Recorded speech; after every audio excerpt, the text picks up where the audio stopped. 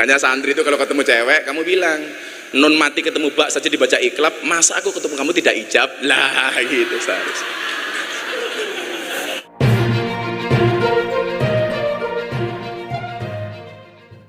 Kenapa saya mencintai orang-orang soleh seperti Mbak Wahab?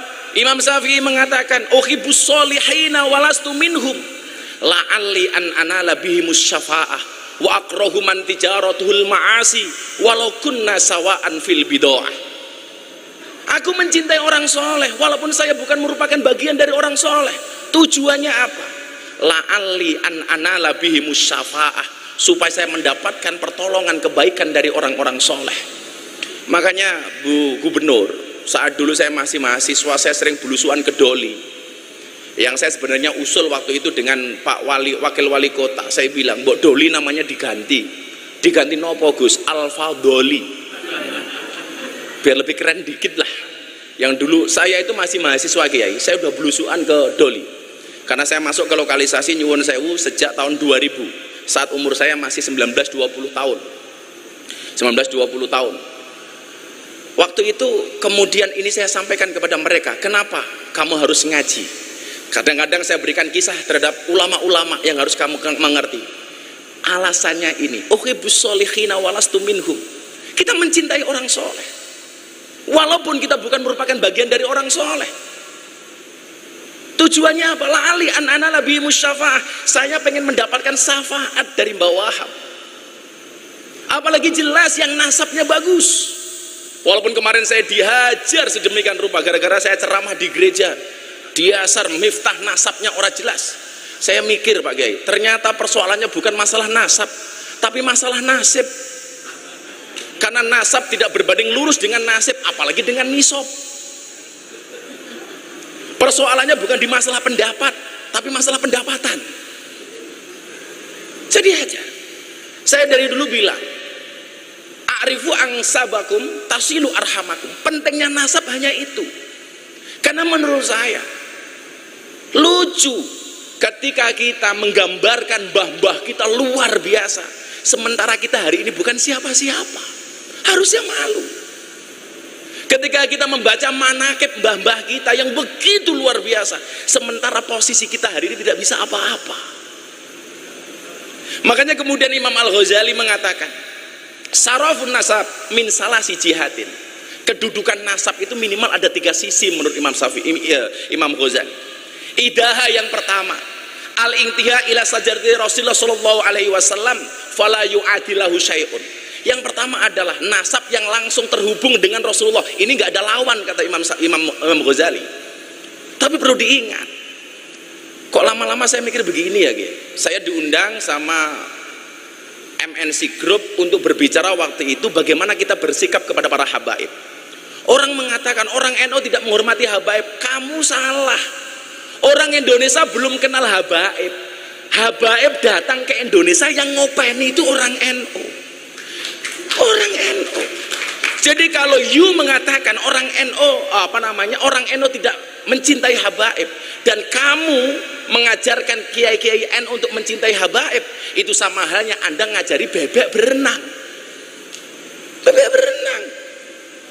Maka bagaimana Gus sifat kita kepada para habaib? Waktu itu saya bilang, saya sampaikan, tolong bedakan antara sosok dan perilakunya.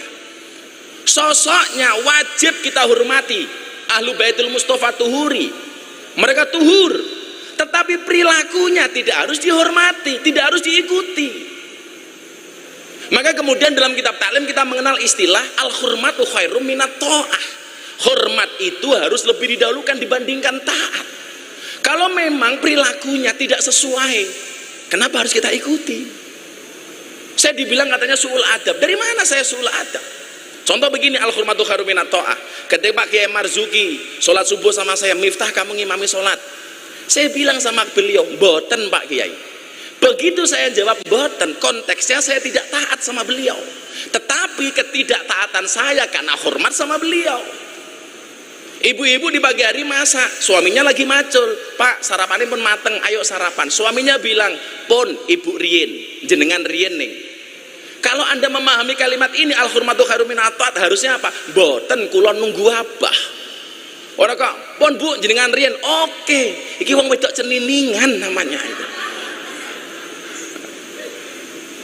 Saya itu kalau ngomong soal keluarga seneng ya, karena besok saya tanggal 24 Juli itu ular-ular manten anaknya Pak Ketua MPR yang kebetulan saksinya Pak Jokowi.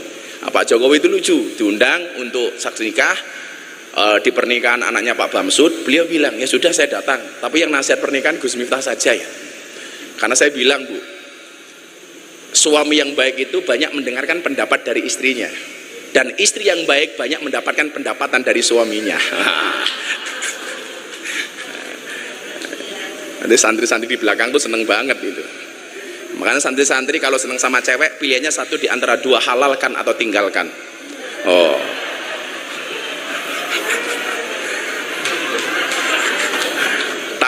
Menaklukkan santri putri tidak dengan I love you tapi dengan kobil tuh. Nah. Makanya santri itu kalau ketemu cewek kamu bilang, non mati ketemu bak saja dibaca iklab, masa aku ketemu kamu tidak ijab lah gitu seharusnya.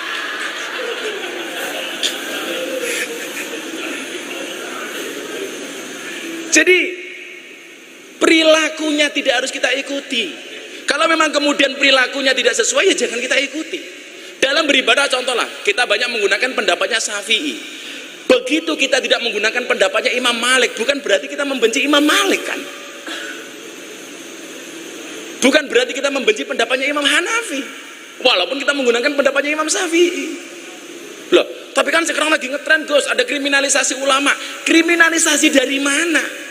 Siapapun itu sosoknya, ketika perilakunya melanggar kriminalitas, maka kemudian dia harus mendapatkan proses hukum.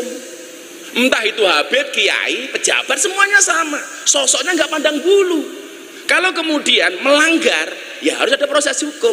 Lah, kalau proses hukum kepada orang yang kriminal itu bukan kriminalisasi, tapi proses hukum kepada ulama yang kriminal.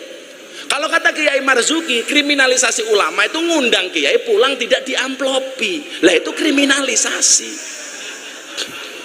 Kata Pak Polisi melanggar KUHP pasal 378, penipuan.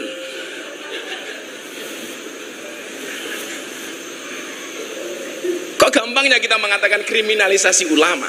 Maka kawan-kawan santri saya pikir tetap hormati siapapun habaib itu. Tapi soal perilakunya apakah harus kita taati atau enggak? Kita lihat seperti apa perilakunya. Maka yang pertama adalah al-intiha ila sajrat Rasulullah sallallahu alaihi wasallam fala yu'adilahu syai'un.